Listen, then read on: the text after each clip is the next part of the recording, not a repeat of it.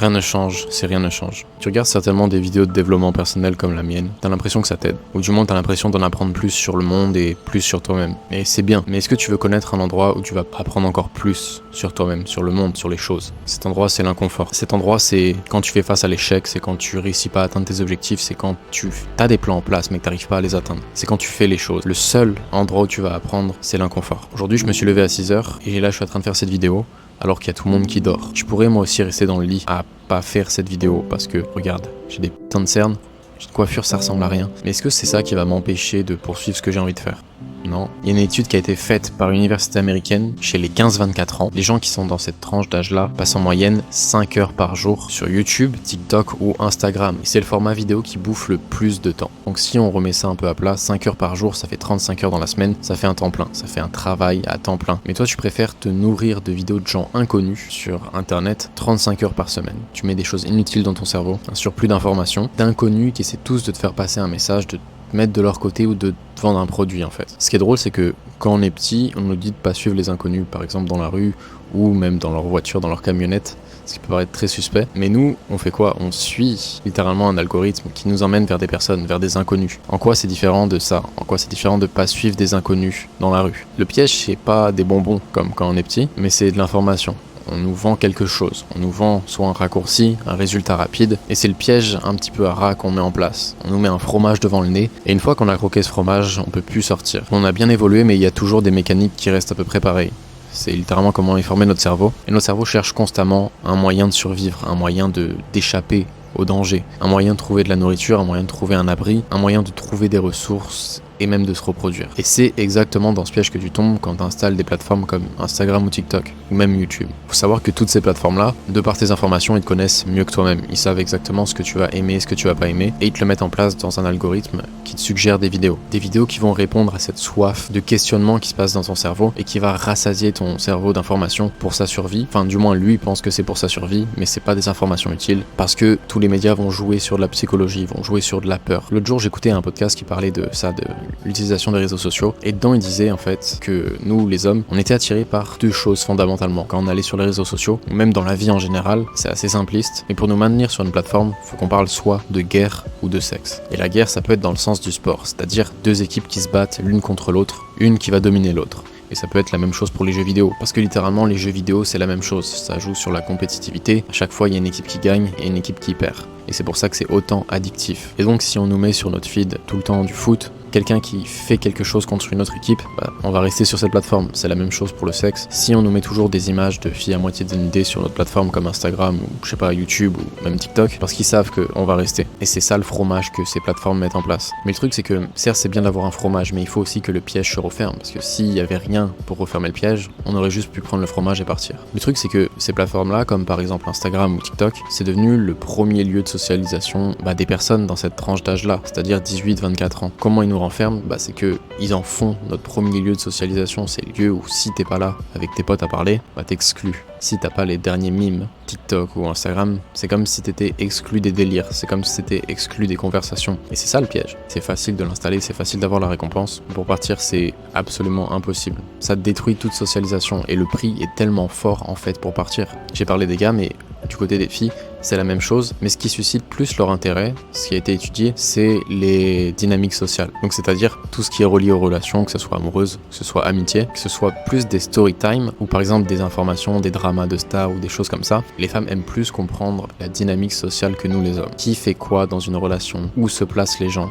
Tout ce que je dis, ça reste assez général et c'est assez simpliste, mais c'est pour t'expliquer ce concept du piège. Et malheureusement, ça renferme les deux sexes, ça renferme les hommes et les femmes. On devient dépendant de quelque chose qui nous fait du mal. Et c'est une des raisons pourquoi t'arrives pas à changer dans ta vie, t'arrives pas à avancer, t'as l'impression que c'est comme si t'avais pas d'énergie. Pas d'énergie mentale et pas d'énergie physique, t'as envie de rien faire. Je vais t'expliquer un concept que moi j'utilise, c'est que chaque jour je commence la journée avec 100 points d'énergie physique comme mentale. Et chaque action que je vais faire, ça va prendre un certain nombre de points. Imaginons, je commence ma journée, j'allume mon téléphone, je scrolle un petit peu sur Instagram, je regarde les messages et tout ça qu'on m'a envoyé la veille, ça me prend 30 points d'énergie. J'ai 70 points d'énergie maintenant, je me lève, je vais déjeuner et je vais à la salle faire ma séance de sport. Je m'enlève 30 points d'énergie. Ok, il me reste 40 points d'énergie. 40 points d'énergie pour la journée. J'avais un travail à faire pour demain et je devais vraiment le faire aujourd'hui. Bon, ok, je vais aller manger et je vais scroller un petit peu. Je scrolle un petit peu, ok, ça me prend 15 points. tranquille. Et là, je veux commencer mon travail. Attends, il me reste combien de points? Il me reste 25 points d'énergie. 25 points d'énergie pour faire un travail qui, habituellement, coûterait 40 points d'énergie à faire. Qu'est-ce qui va se passer? C'est que je vais passer 5 minutes sur le travail et je vais arrêter parce que j'ai juste pas envie, en fait.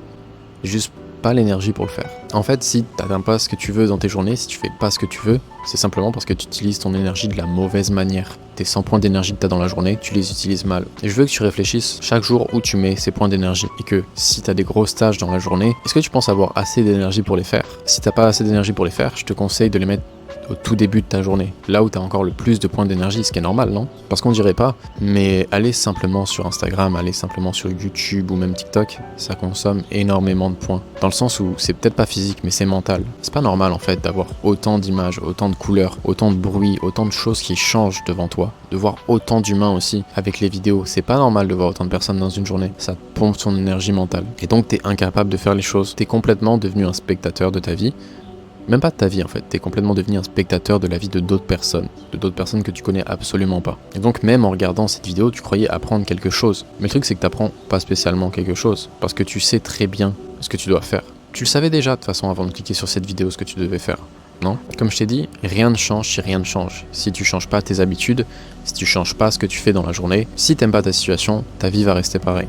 Les choses que tu fais définissent qui tu es. La seule place pour être bien, comme je t'ai dit, c'est dans l'inconfort. C'est le seul endroit. C'est là où tu évolues. Et en ce moment, tu simules de l'inconfort en écoutant cette vidéo. T'es exactement comme les gens qui regardent des reportages sur des serial killers dans leur canapé ou dans leur lit. Ils veulent le confort d'avoir le sentiment de la peur sans avoir à faire face au vrai danger, qui est le serial killer. Parce que qui voudrait faire face à un serial killer? De faire semblant d'être dans une situation dans laquelle tu n'es pas. Quand tu regardes une vidéo de développement personnel, tu dis à ton cerveau que tu fais quelque chose de productif.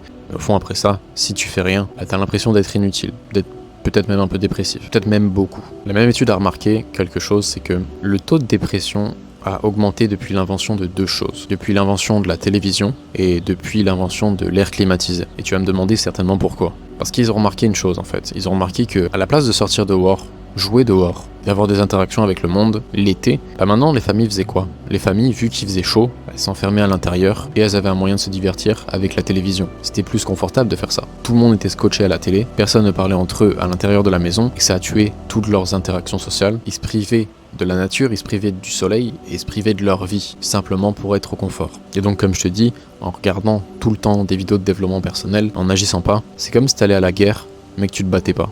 À quoi ça sert? Il faut que t'arrêtes de tout le temps chercher un raccourci dans la vie. Si tu veux quelque chose, la réalité, elle est laide. Personne va venir te sauver. Alors tu te dois d'écrire sur un papier ce que tu dois faire. Tu dois aller faire les choses. C'est faire qui est important. Tu dois aller à la guerre et te battre. Et t'as l'air de toujours vouloir chercher des réponses à tes questions.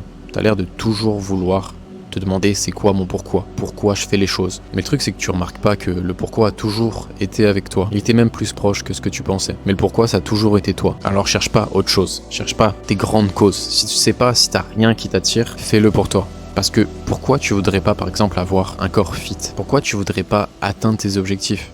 Dis-moi. Alors va affronter les épreuves qui t'attendent, échoue, mais n'abandonne pas. Et fais les choses aujourd'hui pour le bien du toi futur.